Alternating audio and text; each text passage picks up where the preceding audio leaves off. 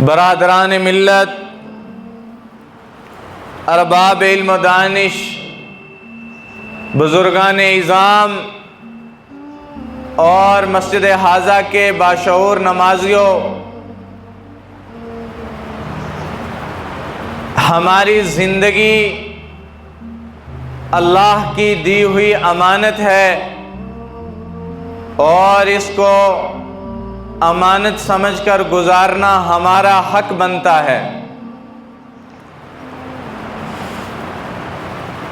آج میں آپ حضرات کے سامنے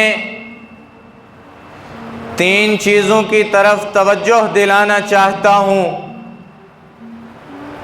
اس میں سب سے پہلی چیز یہ ہے کہ ہم کون ہیں، ہم کہاں سے آئے اور ہمیں جانا کہاں ہے، ہمارا تعارف کیا ہے، ہم کون ہیں، ہم اپنے آپ کو کہتے کیا ہیں۔ تو ہمارا جو اپنا تعارف ہے، جو ہم سب مل کر اپنے آپ کو یہ کہتے ہیں کہ ہم انسان ہیں، یہ نام ہم نے اپنا رکھا اور ہم نے اپنا تعارف یوں کروایا کہ میں انسان ہوں۔ پھر انسان نے اس کے اوپر بڑی بڑی باتیں کی، میں ایسا ہوں، میں ویسا ہوں، میں مالدار ہوں، میں امیر ہوں، میں بڑا افسر ہوں، میں بڑا بزنس والا ہوں، میں پراپرٹی مین ہوں، میں بہت بہت بڑے کام کرتا ہوں، گویا میں انسان ہوں۔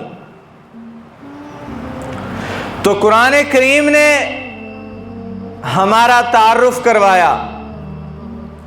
هل أتى على الإنسان حين من الدهر لم يكن شيئا مذكورا إنا خلقنا الإنسان من نطفة أمشاج فجعلناه سميعا بصيرا۔ سب سے پہلے کیا کہ جب مجھے پوچھا گیا کہ تو کون ہے تو میں نے جواب دیا میں انسان ہوں۔ تو قرآن کریم نے میرا تعارف کروایا، انسان کا تعارف کروایا، اور وہ تعارف کیسے تھا؟ هل أتى على الإنسان حين من الدهر لم يكن شيئا مذكورا۔ اے انسان، تجھے تیری حقیقت نہ بتلا دوں کہ تو کیا ہے، تجھے تیرا ماضی نہ یاد دلا دوں کہ تو کون ہے اور کہاں سے آیا ہے۔ اے انسان، تجھے تیری اوقات نہ یاد دلا دوں کہ تیری کوئی اوقات نہیں تھی، تو کچھ تھا نہیں۔ هل أتى على الإنسان حين من الدهر لم يكن شيئا مذكورا۔ اللہ تبارک و تعالی نے فرمایا اے انسان، تجھے ہم تیری حقیقت بتلائیں کہ تو کہاں سے آیا۔ لم يكن شيئا مذكورا، ایک ایسے مخلوق نطفے سے پیدا کیا جس کا تذکرہ کرنا، جس کے بارے میں دنیا والوں کے سامنے بات کرنا معیوب سمجھا جاتا ہے۔ ایک ایسے پانی سے تجھے پیدا کیا جو بہت گندا ہے، جس کی دنیا کے اندر کوئی حقیقت نہیں ہے۔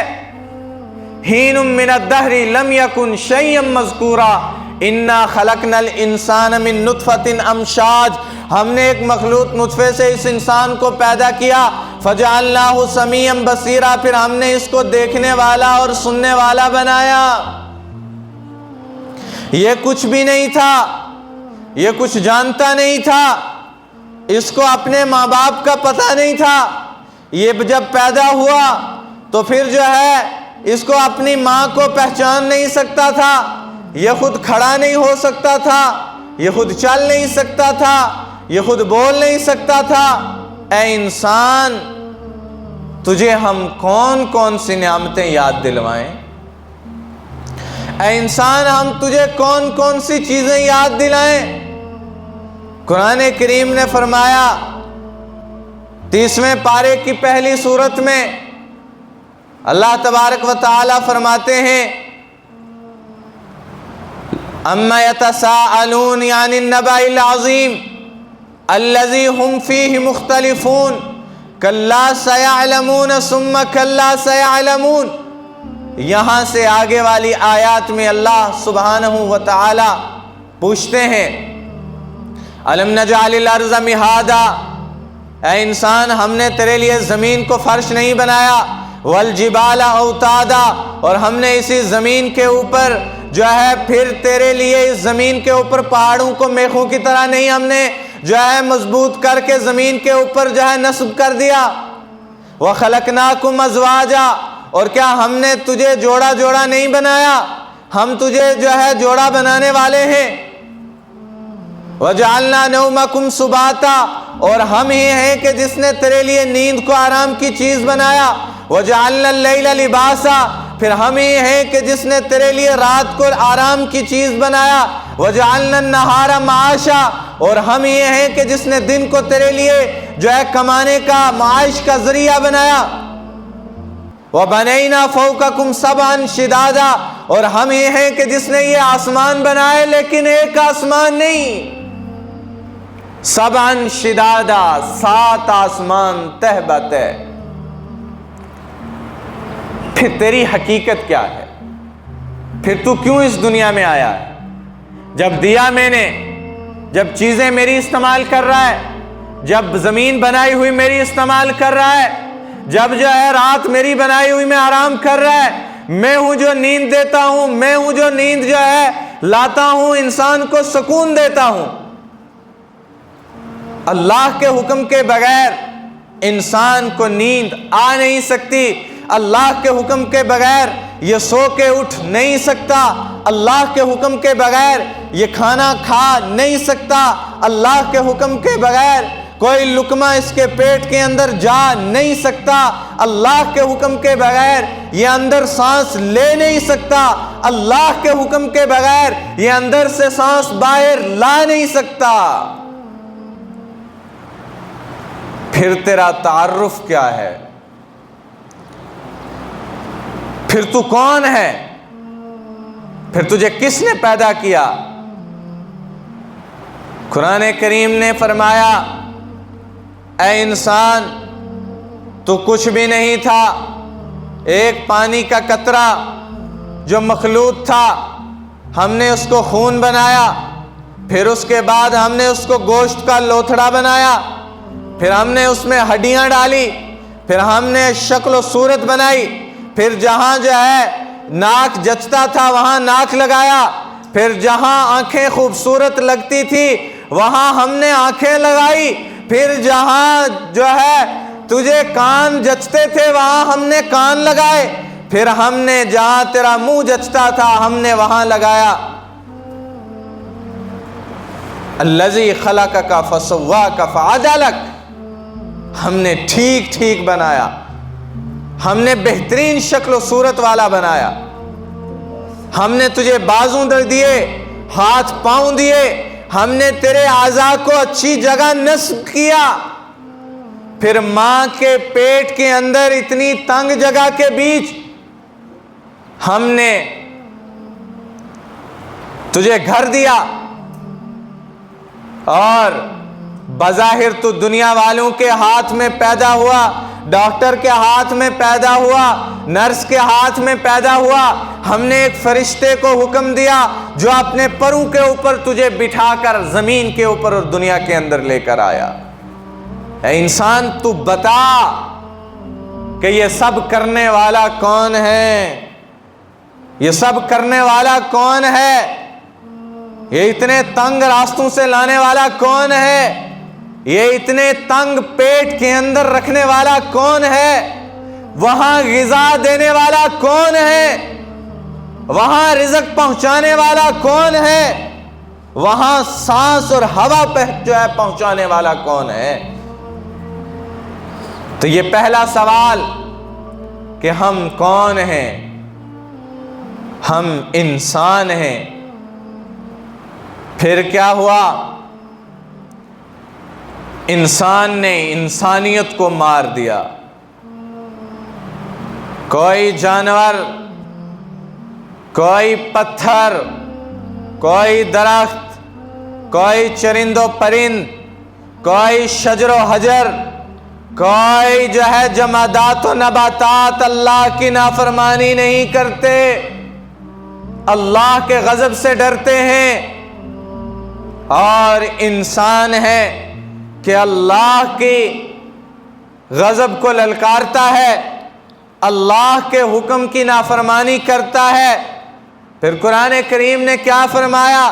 ہم اس کو موت دیتے ہیں، اور موت دینے کے بعد جب اس کو قبر کے بیچ ڈال دیا جاتا ہے، ہر آنے والا وہ ایک پیغام کا اقرار کرتا ہے، وہ یہ کہتا ہے منہا خلقناکم، اسی سے پیدا کیا تھا، وفیہا نعیدکم، اسی میں لٹایا جا رہا ہے، ومنہا نخرجکم تارۃ اخری، اب اسی مٹی کے اندر سے حضرت اللہ جل مجدہ دوبارہ پیدا کر کے تجھے دکھائے گا۔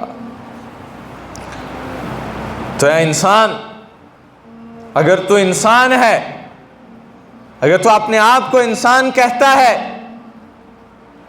تو تو یہ بتا کہ تجھے انسان کیوں بنایا، تجھے عقل سلیم کیوں دی، تجھے سینس کیوں دیا، سوچ کیوں دی؟ اس لیے کہ تم میری مان کر چلنے والا بن جائے، اور میرے بتائے گئے راستوں پر چلنے والا بن جائے، میرے منع کردہ راستوں سے ہٹ کر زندگی گزارنے والا بن جائے۔ دوسرا سوال، ہم کون ہیں؟ پہلا سوال تھا کہ ہم کون ہیں؟ ہم انسان ہیں۔ دوسرا سوال، ہم کہاں سے آئے؟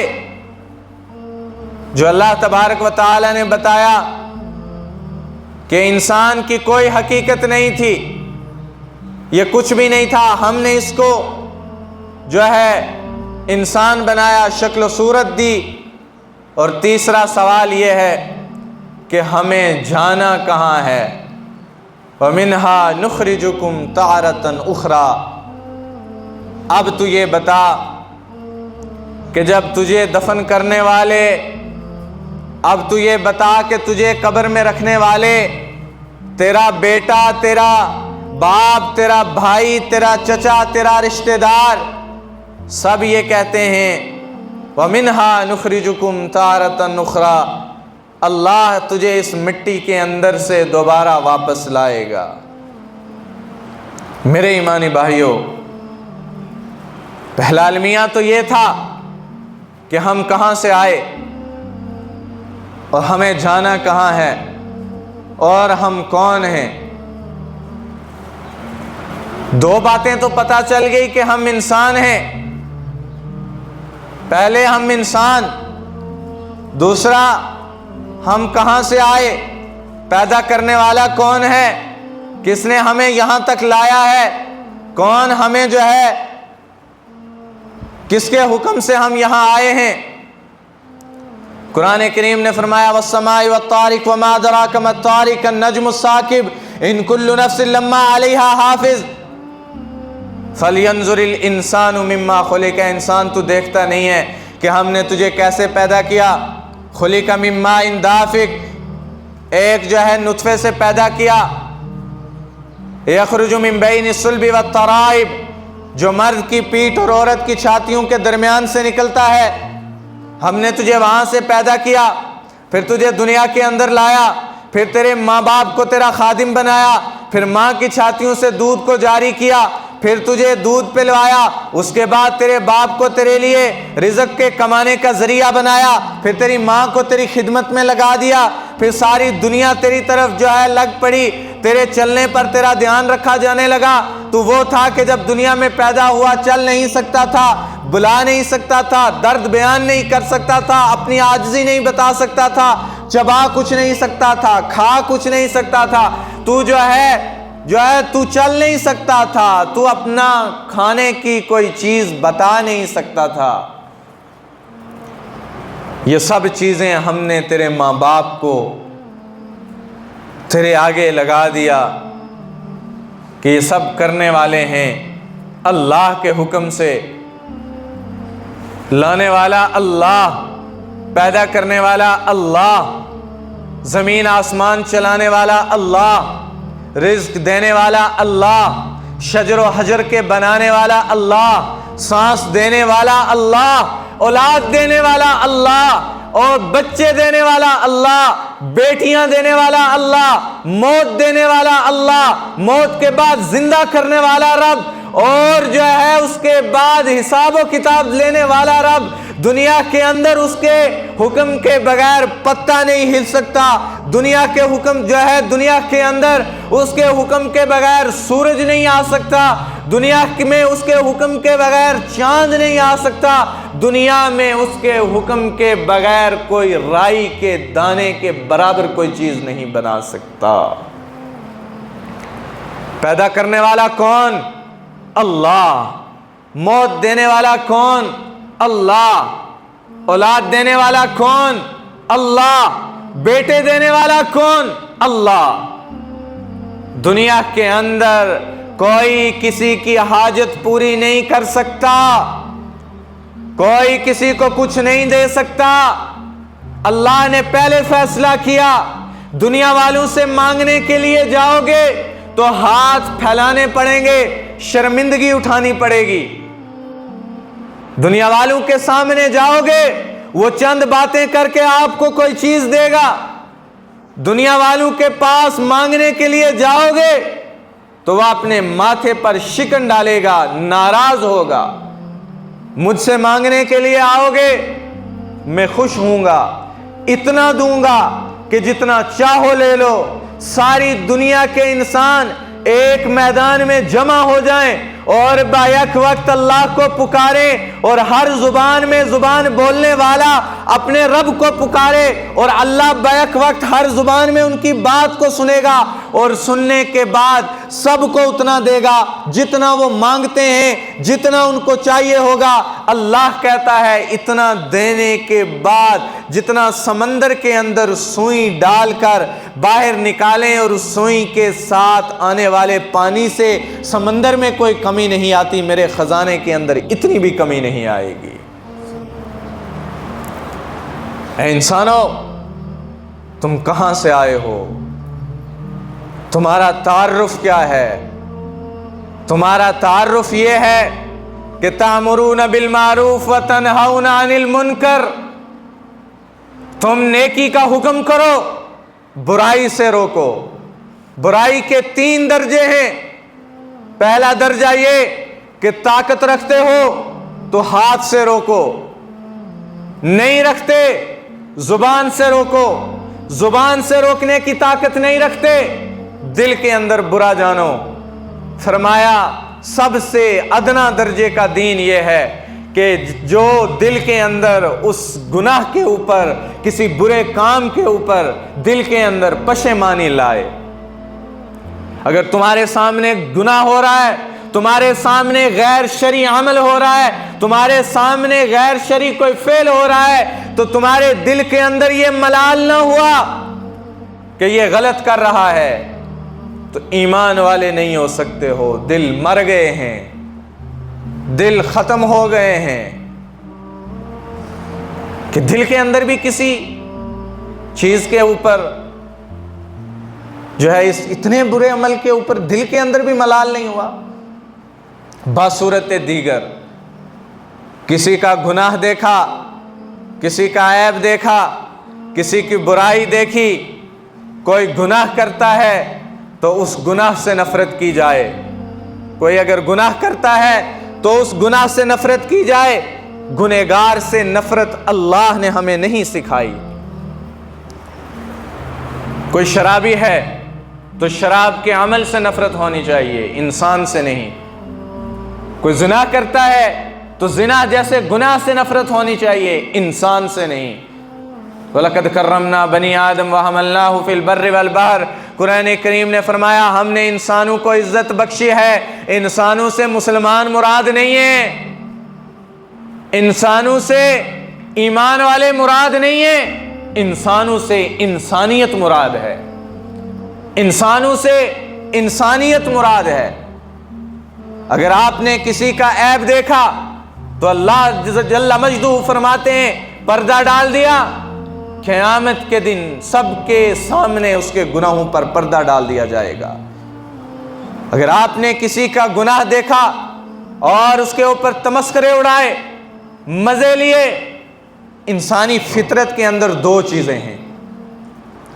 پہلی چیز یہ کہ اگر کسی کے ساتھ اس کے معاملات خراب ہوتے ہیں یا کوئی بات اس کی پتہ چل جاتی ہے تو وہ بظاہر اس کے سامنے تو یہ بات کہتا ہے کہ جناب میں یہ بات کسی کے سامنے نہیں کرتا، میں نے آپ کو یہ بات بتائی، لیکن اس کا المیہ یہ ہوتا ہے، یہ انسانی فطرت میں یہ چیز شامل ہے کہ وہ بات دوسرے کو بھی بتاتا ہے اس لیے کہ مزے لیے جائیں۔ تو اللہ تبارک و تعالیٰ نے کیا فرمایا؟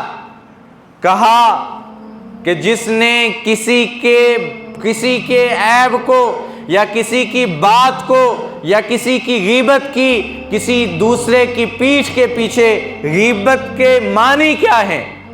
غیبت کسے کہتے ہیں؟ غیبت اس بات کو کہتے ہیں کہ اگر آپ وہ بات اس انسان کے سامنے کریں اور اس کو ناگوار گزرے، اس بات کو غیبت کہا جاتا ہے جو آپ نے اس کی پیٹھ کے پیچھے کی۔ جناب رسول اکرم صلی اللہ علیہ وسلم نے صحابہ کرام رضوان اللہ تعالی علیہ مجمعین سے پوچھا، کہا کیا تم اپنے مرے ہوئے بھائی کا گوشت کھانا پسند کرتے ہو؟ کیا تم اپنے مردار بھائی کا گوشت کھانا پسند کرتے ہو؟ تو صحابہ اکرام رضوان اللہ تعالی علیہ مجمعین نے جواب دیا، یا رسول اللہ ہرگز نہیں۔ فرمایا جب تم کسی کی پیٹھ کے پیچھے برائی کرتے ہو، جب اس کی بات کرتے ہو، تو آپ نے اپنے مردار بھائی کا گوشت نوچ نوچ کر اس کے جسم سے کھایا ہے۔ کتنی معمولی سی بات ہے، کتنی معمولی سی بات ہے جس کو ہم گناہ نہیں سمجھتے۔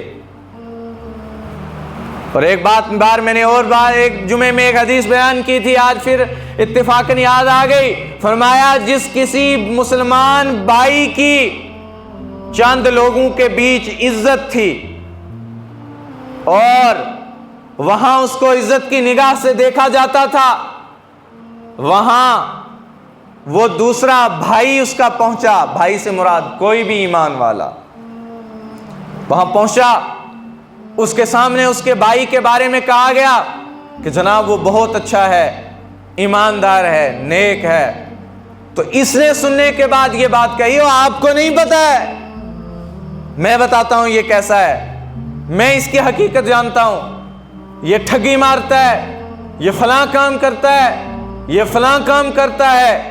تو فرمایا چند لوگوں کے بیچ اگر آپ نے دوسرے بھائی کو ذلیل کیا، اس کی عزت پر وار کیا، نبی اکرم صلی اللہ علیہ وسلم نے فرمایا تمہیں موت نہیں آ سکتی جب تک کہ تمہیں ذلیل نہ کیا جائے، تم مر نہیں سکتے ہو جب تک کہ تمہیں ذلیل نہ کیا جائے۔ یہ کتنا معاشرے کے اندر کتنا جو ہے لمحہ فکریہ ہے جو ہم ان باتوں کے اوپر غور نہیں کرتے۔ انسان کو چاہیے کہ جب انسان اپنے گریبان کی یعنی اپنے سینے کی طرف دیکھے گا تو وہ اس کو دوسرے کا سینہ نظر نہیں آئے گا، اور جب دوسرے کے سینے کی طرف انسان دیکھے گا تو پھر اس کو اپنا سینہ نظر نہیں آئے گا، اور جس نے اپنے سینے کے اوپر نظر رکھی وہ کبھی دوسروں کے سینوں پر نظر نہیں رکھ سکتا۔ ہر انسان، الانسان مرکب من الخطایا والنسیان، اللہ نے جب انسان کو پیدا کیا تو اس کے اندر خطا کرنے کی چیز کو رکھا، یہ خطا کرتا ہے، لیکن خطا پر اللہ نے توبہ کے دروازے کو بھی کھولا ہے، اللہ معاف بھی کرتا ہے۔ جسٹیفائی کرنے کا اللہ نے اختیار انسان کو دنیا کے اندر نہیں دیا۔ انسان کسی انسان کو اس کو جنتی یا جہنمی ہونے کا فتویٰ نہیں دے سکتا، اس کو نیک یا بد ہونے کا فتویٰ انسان نہیں دے سکتا، یہ صرف فیصلہ حضرت اللہ جل مجدہ نے اپنے پاس رکھا ہے۔ میرے ایمانی بھائیوں، اللہ کسی شاعر نے کہا تھا کہ میرا اس شہر عداوت میں بسیرا ہے جہاں لوگ سجدوں میں بھی دوسروں کا برا چاہتے ہیں. اور علامہ اقبال علیہ رحمہ نے فرمایا تیرے سجدے تجھے کہیں کافر نہ کر دیں اے اقبال، تو ہوتا کہیں اور ہے اور جھکتا کہیں اور. تیرے دل کے اندر اگر جو نماز، جو ایمان، جو دین، جو اخلاق ہمیں دوسرے بھائی کے کردار کشی کرنے پر نہ روک سکے، کسی کے اوپر انگلی اٹھانے پر نہ روک سکے، برے کام سے نہ روک سکے، غیبت سے نہ روک سکے، اور جو ہے بد نظری سے نہ روک سکے، بے حیائی سے نہ روک سکے، گالی گلوچ سے نہ روک سکے، برے بول بری بات سے نہ روک سکے، تو میرے ایمانی بھائیوں وہ ایمان ہمیں جنت میں کیسے لے کر جا سکتا ہے؟ چشم تصور کے ساتھ سوچیں. حدیث پاک میں آیا کسی نے اگر کسی کا حق مارا، ایک بلشت مارا، ایک گٹھ جسے کہتے ہیں، تو 7 زمینوں کا توق اس کے گلے میں ڈال کر جہنم میں ڈال دیا جائے گا. ہم نہیں سوچتے ہیں یہ ہے کہ ہم کون ہیں. ہم انسان ہیں، اور انسان برائے انسان اللہ نے قدر کر کے دکھلایا. نبی علیہ الصلوۃ والسلام کو فرمایا آپ کے پڑوس میں رہنے والے کفار کے اوپر آپ کے حقوق ہیں. آپ کے پڑوس میں رہنے والے غیر ایمان والے اگر رات کو بھوکے سو رہے ہیں تو آپ سے اس کے بارے میں سوال کیا جائے گا. انسان برائے انسان. تو پھر انسان کو انا کی تو بات ہی نہیں رہی. قرآن کریم نے فرمایا، اللہ تبارک و تعالی فرماتے ہیں وَإِذَا تَمْشِي فِي الْأَرْضِ مَرْحًا وَلَن تَبْلُغَ الْجِبَالُ طُولًا. انسان اگر یہ کہتا ہے کہ میں انسان ہوں اور اس کے بعد زمین پر اپنی ایڑی مار کر چلتا ہے اور سینے کو جو ہے چوڑا کر کے چلتا ہے، پھر اپنے آپ کے اوپر جو ہے جو رشک کرتا ہے، رشک کر کے اپنے سینے کو چوڑا کرتا ہے، اپنے نسب پر چوڑا ہوتا ہے، اپنے شجرے کے اوپر جو ہے اپنے سینے کو بڑا کرتا ہے، تو فرمایا وَلَا تَمْشِي فِي الْأَرْضِ مَرْحًا. تو جب زمین ایڑی پر مارتا ہے اور کہتا ہے مجھ جیسا دکھاؤ اس دنیا کے اندر کوئی ہے، تو اللہ نے کہا یہ جب ایڑی زمین پر مارتا ہے تو کیا تو ایڑی مار کر اللہ کی زمین کو توڑ لے گا؟ اللہ کی زمین کو پھاڑ دے گا؟ پھر جب انسان کی موت آئی تو اللہ نے جب منہ سے جو ہے انسان کے روح کو ڈالا تو رب قادر تھا کہ وہ روح جو ہے سینے سے فرشتے کے وہ حکم دے کر نکلوا لیتا، لیکن جو ہے پاؤں سے اللہ نے یہاں سے روح کو نکالنے کا حکم کیوں دیا؟ اس لیے کہ یہ زمین پر جب ایڑی مار کر چلتا تھا فرشتے کو حکم دیا پکڑ اس کے پاؤں سے اور کھینچ اس کی ہڈیوں کو اور توڑ اس کے اعضاء کو اور بتلا اس کو یہ بات کہ جو ایڑی مار کر زمین پر چلتا تھا تیری کوئی حیثیت اللہ کی نظر میں نہیں ہے. اولئک کالانعام بل ہم اضل. قرآن نے فرمایا اللہ کے منکر لوگ، اللہ کی نہ ماننے والے لوگ، اللہ کے سامنے غرور کرنے والے لوگ، اللہ کے سامنے جو ہے شجر اور جو ہے نسب کے اوپر فخر کرنے والے لوگ، اللہ کے سامنے اللہ کے جو ہے وحدانیت کو للکارنے والے لوگ، ان کو بتلا دو اور ان کو کہہ دو اولئک کالانعام، ایسے لوگ چوپائے ہیں، بل ہم اضل، اور اس سے بھی بدتر ہیں. قرآن نے فرمایا.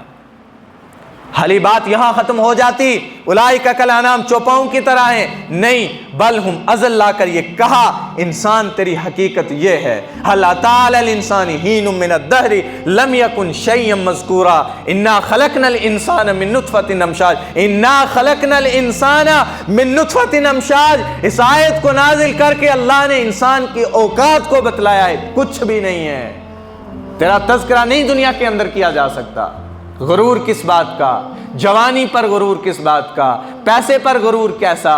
اولاد پر غرور کیسا؟ گھر بار پر جو ہے غرور کیسا؟